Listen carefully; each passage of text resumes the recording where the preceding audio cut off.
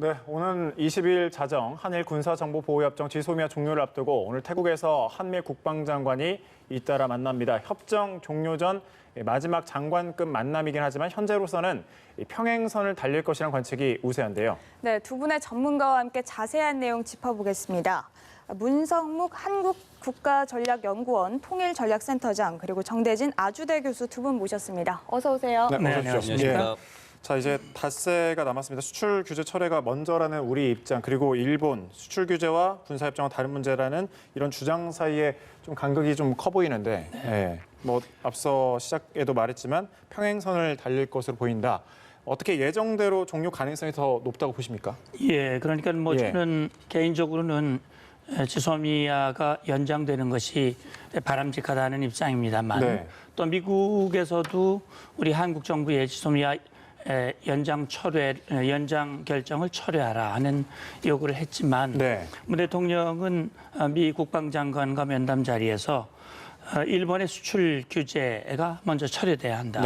안보라고 하는 이유로 수출 규제를 하는 일본에 대해서 우리가 안보의 중요한 비밀을 교환하는 이런 지소미아를 유지할 명분이 없다라고 하는 것이 이제 우리 대통령의 판단이고 그게 원칙이고 따라서 일본의 수출 규제 철회가 선행되지 않는 한 우리의 원칙이 훼손될 수 없다라고 하는 게 지금 우리 정부의 입장이고 또 일본은 지소미아와 수출 규제는 그건 별개의 문제다. 따라서 그걸 연계해서 이 수출 규제를 철회하는 것은 맞지 않다라고 하는 것이 일본의 입장이니까 서로의 입장이 팽팽하게 맞서 있는 상황 속에서 어느 한쪽이 입장을 좀 변경하지 않는 한 지금으로서는 22일 자정, 뭐 23일 0시죠.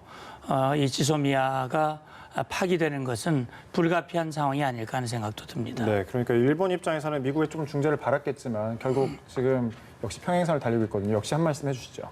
예, 뭐 지금 상황을 보면은 극적인 반전이 없는 한은 지소미아는 이제 종료되는 것으로 보입니다. 한국과 일본 양측이 각자 지금 이제 물러설 수 없는 입장이거든요. 지소미아 종료를 공식 선언했고 우리는 일본은 수출 규제 시행령 법을 바꾸는 상황인데 이걸 양쪽이 뭐 극적인 전환을 통해서 20일 날 오후에 동시에 뭐 내려놓지 않는 한은 이제 불가능한 일이고요. 아마 그런 장면이 펼쳐지기는 좀 힘들어 보이는 상황이고 미국이 지금 급하게 벼락치기에 좀 나섰죠. 사실은 한국이나 일본이나 다 7월 달부터 뭐 사실은 미국의 중재 역할을 바랬는데 한일 간의 문제로 좀 남겨놓고 있다가 지금 급하게 좀 벼락치기를 하고 있는 이게 좀 잘 통하고 있지 않은 그런 상황이다. 그래서 아마 좀 지소미아는 종료가 될 것이고 새로운 뉴노멀의 시대, 그러니까 지소미아 같은 경우에는 2016년 이전의 상황, 그리고 수출 규제 시행령 같은 경우는 우리가 일본의 백색 국가 리스트에 포함됐던 2004년의 이전 상황으로 돌아가는 새로운 뉴노멀, 비정상의 정상화 시대를 우리 당분간 좀 맞게 될 것 같다. 그렇게 생각이 됩니다. 지소미아가 이제 그대로 종료될 경우에 한일 간의 경색 국면이 지금 백색 국가 리스트에 포함됐던 2004년의 이전 상황. 으로 돌아가는 새로운 뉴노멀, 비정상의 정상화 시대를 우리 당분간 좀 맞게 될 것 같다. 그렇게 생각이 됩니다. 지소미아가 이제 그대로 종료될 경우에 한일 간의 경색 국면이 지금보다 더 꼬이게 될 것으로 좀 전망이 되고 있는데요. 잠시 후에 이제 태국에서 한일 또 한미일 국방장관 회담이 예정돼 있는데 여기에서 또 지소미아 이야기를 하겠죠. 예, 그러니까 한일 국방장관이 만나는 거는 우리 정부가 지난 8월 지소미아 연장 철회를 결정한 이후에 첫 만남이거든요. 좀 일찍 만났으면 좋았을 텐데 그런 만남의 기회가 이루어지지 않았고 이제 목전에서 만나게 됐습니다. 근데 사실은 양국 국방장관이 국가의 의사결정을 하는 중심 위치에 있지 않거든요. 물론 지소미아라고 하는 것이 군사정보를 교환하는 협정이기 때문에 국방장관과 일본의 방위상이 주무장관인 건 분명하지만 의사결정은 이미 국가 차원에서 내려진 상황이기 때문에 우리 장관이 가서 정부의 입장과 다르게 뭐 처리하겠다라고 말할 수도 없는 것이고 일본 방위상도 역시 일본 정부의 입장 변화가 없는 한 자기가 가서 변화된 입장을 개인 자격으로 또는 방위상으로서 말하기가 어려운 것이기 때문에 그래서 이제 앞서 말씀드렸듯이 양 정상 간에 양 정부 간에 뭔가 입장 변화가 없다면 그것이 전제되지 않는다면 양 국방장관이 첫 만남이라 하더라도 이 자리에서 변화되기는 현실적으로 어렵다. 이제 그런 차원에서 저는 그런 생각이 듭니다. 우리 정부는 이제 국익이 우선이고 네. 원칙이 중요하기 때문에 우리 입장은 바꿀 수 없다라고 얘기하고 또 실제 일본이 먼저 원인을 제공한 것이기 네. 때문에 우리 정부가 말한 원칙이 틀린 거는 분명히 아닌데 말씀해 주신 대로 이렇게 되면 가장 우려되는 것은 한미 동맹의 균열입니다. 네. 두 번째는 한일 관계가 훨씬 더 경색될 거예요. 왜냐하면 네. 지소미아 연장 철회를 결정한 것은 우리가 먼저거든요. 원인 제공은 일본이 한 거지만 네. 그런 차원에서 봤을 때 이것이 이렇게 될 수 있는 그 만약에 부정적인 영향 이런 것들을 과연 우리가 어떻게 감내하고 할 것인가 하는 문제들이 지금 당장 걱정이고 그런 걱정을 하는 국민들이 많거든요. 네. 그런 차원에서 명분이 우선이냐 실리가 우선이냐 이런 것들을 보고 좀 더 크고 대범한 차원에서 한번 생각해 보는 것도 필요하지 않을까라는 생각도 듭니다. 네. 오늘 한미일 국방장관 막판 협의지만 사실 뭐 계속 평행선을 달리고 있기 때문에 극적인 뭐 변화를 보이긴 좀 어렵다. 약간 이렇게 보는 관측이 우세한데 미국이 우리와 일본 중에 어디 말을 좀 더 수긍할 것으로 보이십니까? 미국은 지금 이 한일 간의 문제를 경제 문제로 좀 바라보고 있었죠. 네. 그리고 일본이 지금 주장하는 거는 이게 경제 문제가 아니라 한국이 안보랑 연계시켰다라고 지금 주장을 좀 새롭게 펼치고 있는 것이거든요. 그런데 우리가 다 알고 있기로는 일본이 안보상 우리를 신뢰할 수 없기 때문에 수출 네. 규제를 하는 것이었잖아요. 처음에 문제가 이제 안보와 경제를 연계시켜서 시비를 걸기 시작한 게 일본이었습니다. 네. 그래서 이제 거기에 대해서 우리도 똑같이 이제 안보와 경제가 연계된 이제 방식을 내보이고 있는 것이죠. 그러니까 안보상 신뢰할 수 없다고 하니 우리도 지소미아를 종료하겠다. 네. 이걸 풀려면은 수출 규제 시행령을 내려놓아라라고 하는 것은 안보 경제가 지금 연계된 상황인데 미국이 이 문제를 진짜 안보와 경제가 연계된 문제로 인식하고 있는지를 잘 모르겠어요. 아직까지도. 뭐 최근에 좀 인식을 하고 지금 벼락치기를 하고 있는 건지 모르겠지만 어느 양쪽 다 손을 들어주기는 좀 힘든 상황이고 만약 들어준다고 하더라도 좀 일본과 좀 더 가까운 입장이었죠. 그런데 지금 방위비분담금 문제나 이제 이런 네. 것들도 일본하고도 서서히 문제가 점화되고 있습니다.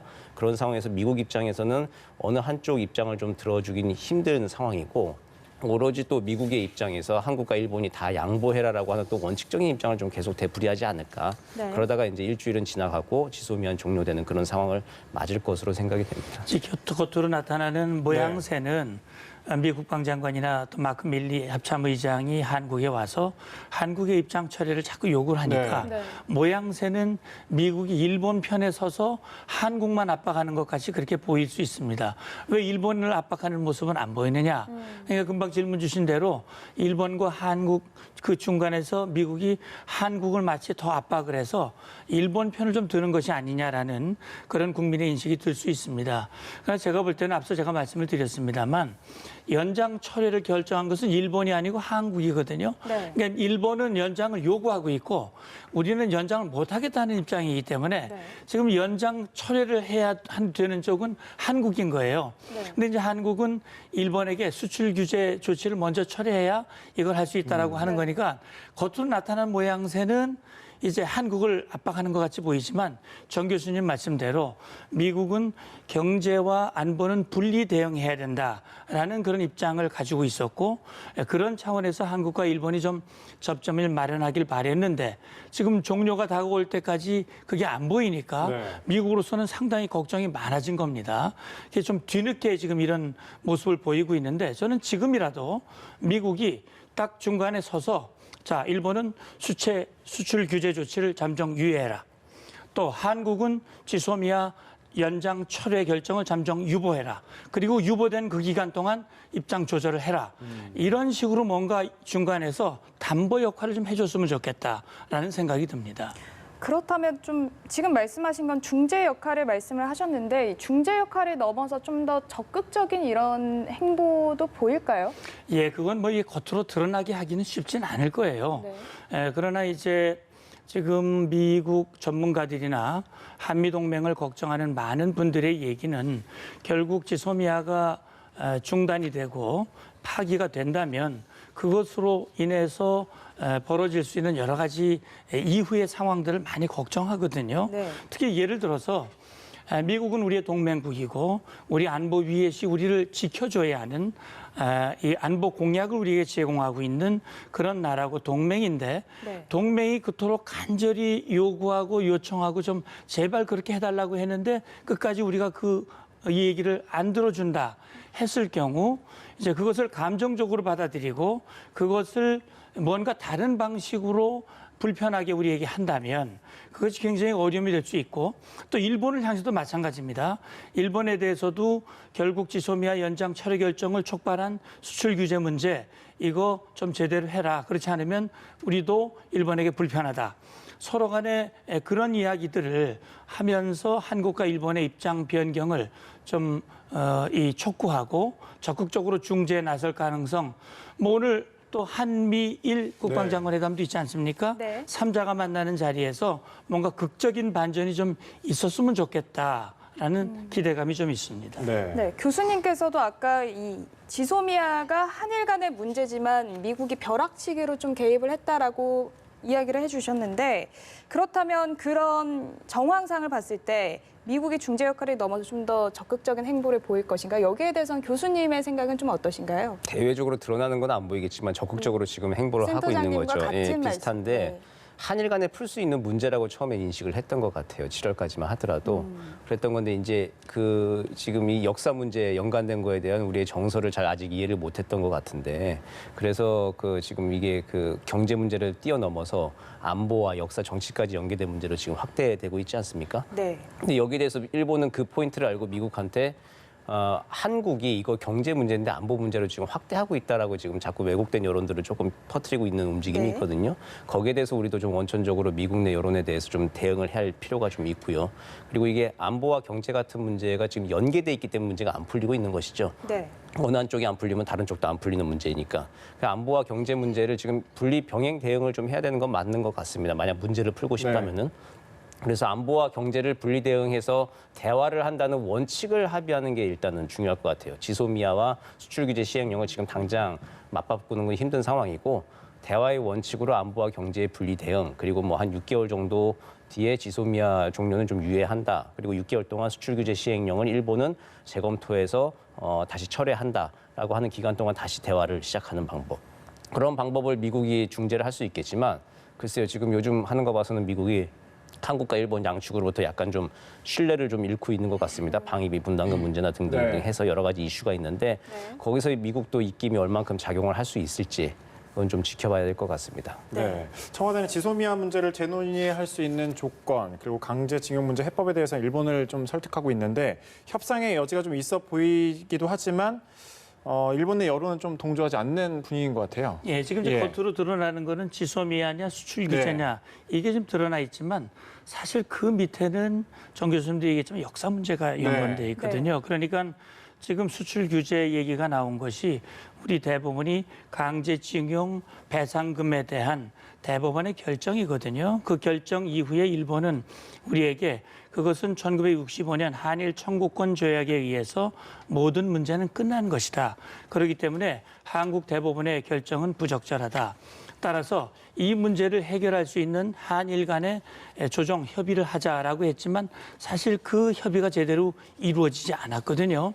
이루어지지 않는 과정에서 일본이 수출 규제라고 하는 카드를 꺼낸 거거든요. 1차, 2차 해서 3대 품목, 그다음에 백색 국가 리스트 제외 이런 결정을 해 나가면서 결국 우리는 이제 그 다음에 또 지소미아 연장 철회, 연장 하지 않겠다라고 하는 그런 입장.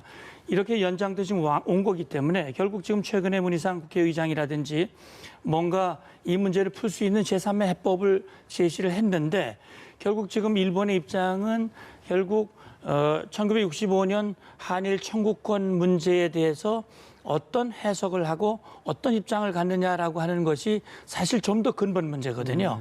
그러니까 이 문제에 대해서 뭔가 접점이 이루어지지 않으면 사실 여러 가지가 다 꼬여 있는 것이고 그 다음에 이제 양 정상이 이미 결국 결정을 내렸고 또 상당수 국민들 여론들이 그 결정을 지지하고 있는 상황 속에서 이걸 조정 입장을 바꾸면 지지 여론이 이탈할 수 있다라고 하는 그런 부담감이 결국 양 정상의 입장 변화를 어렵게 만드는 요인이 되기도 하는 것 같습니다. 네.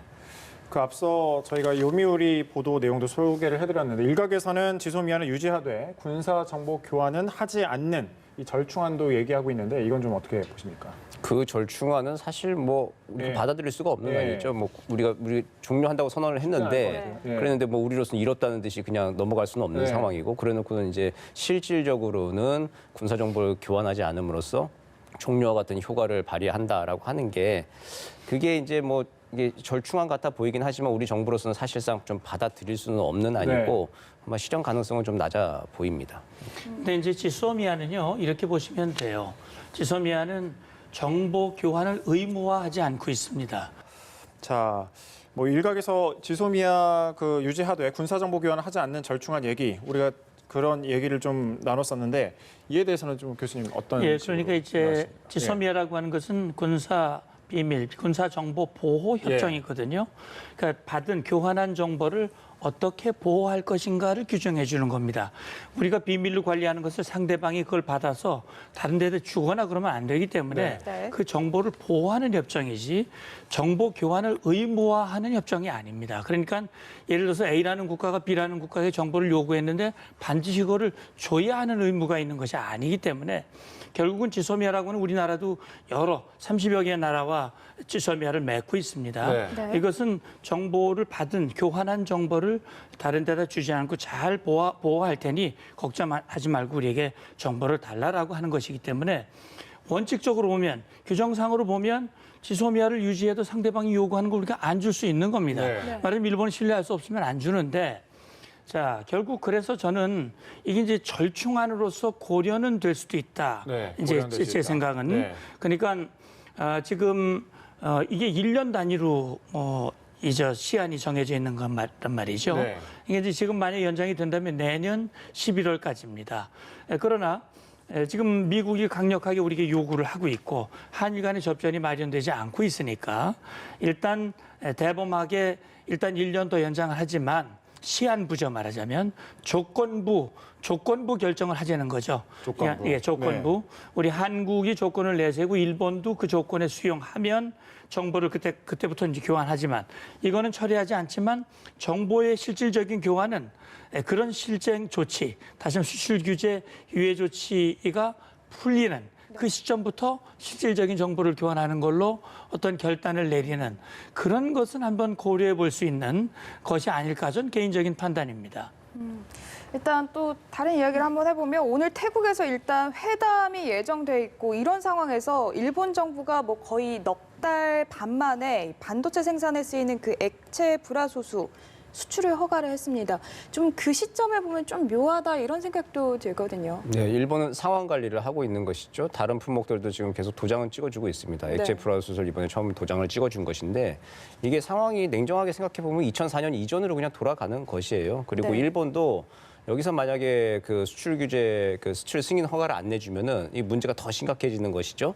그렇기 때문에 아마 상황 관리 차원에서는 계속 이제 뭐 승인을 해주고 도장을 찍어줄 겁니다. 근데 이제 속도와 효율감 문제가 떨어지는 것이죠. 아무래도 한일 간의 이제 경제 협력 문제, 속도와 효율감이 떨어지는 것이고 이 문제를 가지고 좀 얼마나 일본이 가지고 갈지 모르겠는데 장기적으로 봤을 때는 일본 국내 산업에 타격이 될 겁니다. 네. 반도체 소재 산업에 대해서 이제 시간이 갈수록 우리는 국산화율을 지금 추구하고 있고 네. 국산화율을 달성을 할 겁니다.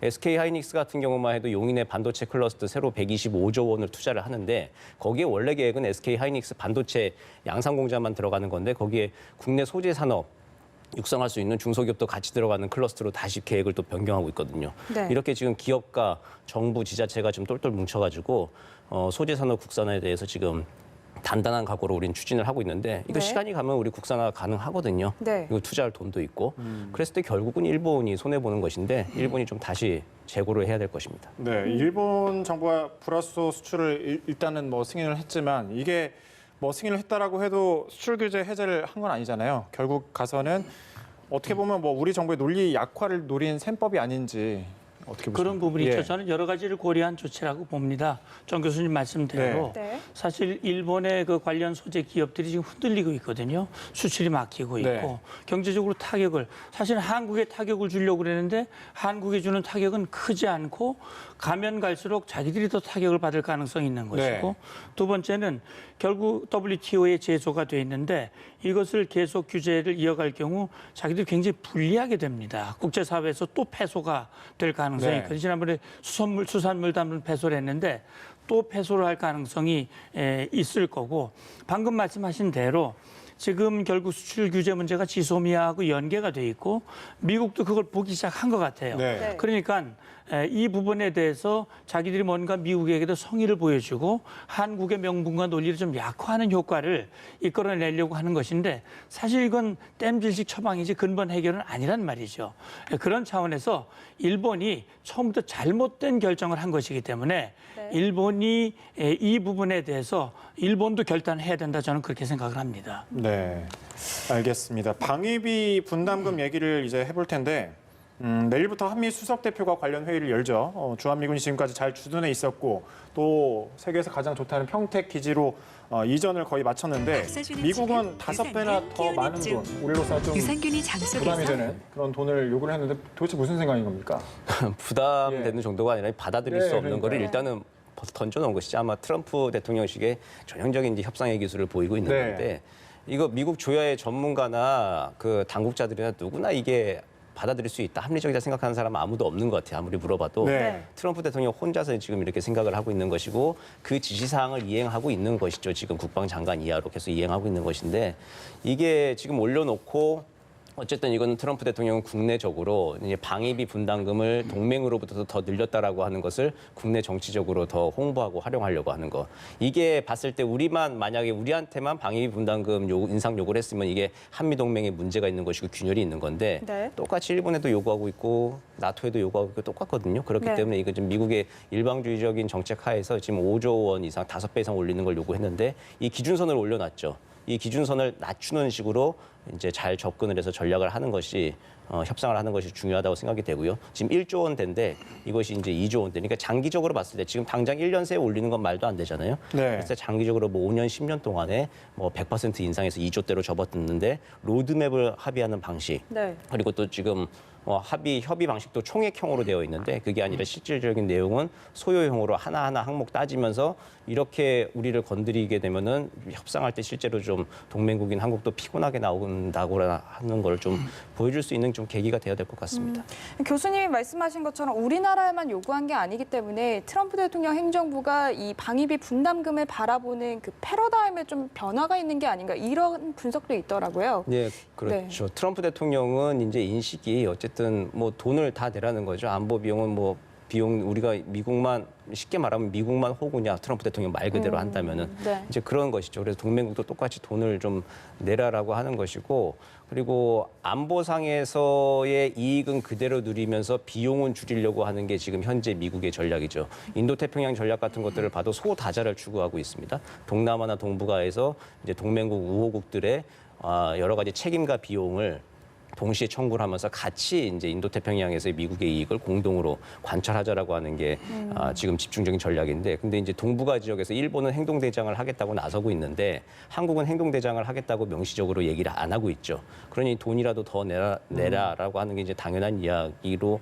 이제 미국에서는 얘기를 하고 있는 것이고 네. 이렇게 돼서 만약에 전략자산 전개 비용도 우리가 비용을 상당 부분 된다. 이렇게 되면 사실상의 효과로서는 인도태평양 전략의 내용들이 좀 관철이 되는 셈입니다. 그런 전략 하에서 지금 소다자 속에서 인도태평양의 이익 관철을 위해서 미국은 지금 안보상 이익은 누리면서 경제 비용은 상쇄시키고 절감하기 위해서 지금 최선의 노력을 미국 나름대로는 하고 있다.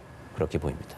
네, 인도태평양 전략이라는 것을 지금 이제 본격적으로 시도를 했다, 뭐 이렇게 봐도 될 것 같은데 우리뿐 아니라 방위비를 지금 일본에도 4배를 더 올리라고 요구를 하고 있거든요. 뭐 우리나라가 첫 번째 이 협상 테레스 대상국이고, 그다음 일본, 그다음 뭐 독일, 나토 이런 식이 될 텐데.